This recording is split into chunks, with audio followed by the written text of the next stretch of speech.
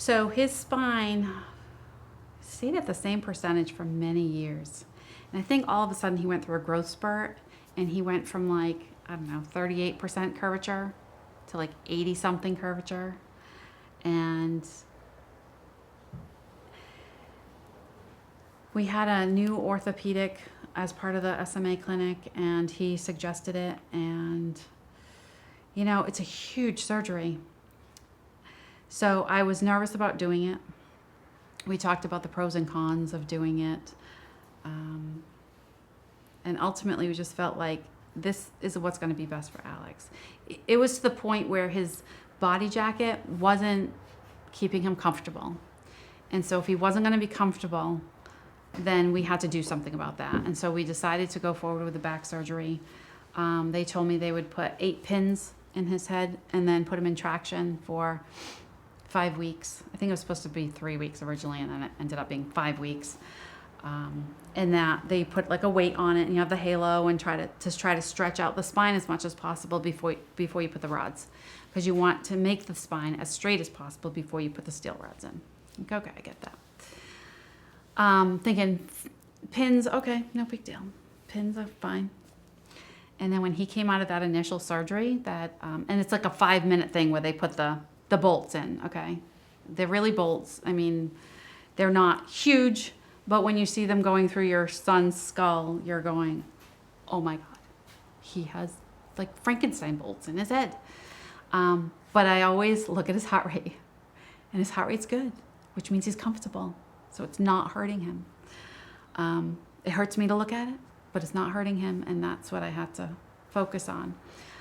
Over the course of those 5 weeks that we were at Franciscans going back and forth, they straightened him from a 90-degree curve to a 50% curve. And then the surgery itself, it's delicate surgery, it's time-consuming, but he was able to get Alex's spine from that 50% curve when we, were admitted the night before to a 0% curve. So he's completely straight now, completely straight, which is amazing. And he doesn't have to wear that body jacket anymore, which is hot and bulky and was tough to put on and tough for him to deal with, I'm sure. And it took a while for that. The incision is like from maybe the bottom of his neck, like all the way down to his tailbone. And so there were times where that was still like oozing, and we're like, should this be okay? Is it infected? We went up a few times to have them look at it. Sent them pictures of things like, is this right? But yeah, he's doing phenomenal. So, I mean, it took some time for that to completely heal. I mean, it's a huge surgery. I'm so happy we did this. It was scary, but now, I mean, he sits up so straight. He's so much more comfortable. Before he was like this.